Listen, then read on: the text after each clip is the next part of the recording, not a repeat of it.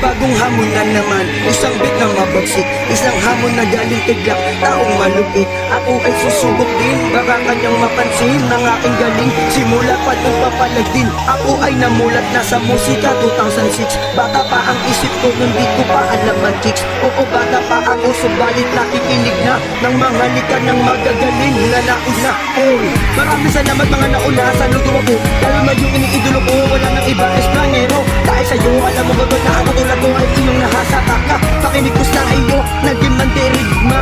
Kabataan ko noon, palagi na lang napapalaban. Di ko inuurungan, ano pa man yan, lalo na ba ng pistaya. At panahon ay tumagay, nagpahaka sa akin ay may isa pa. Isang hamak na hapon, ang inalasato na. Kakaiba ko sila talaga lahat, alaala classmate. Kung ang rap ay isang test, na kung lagi ka na checkmate.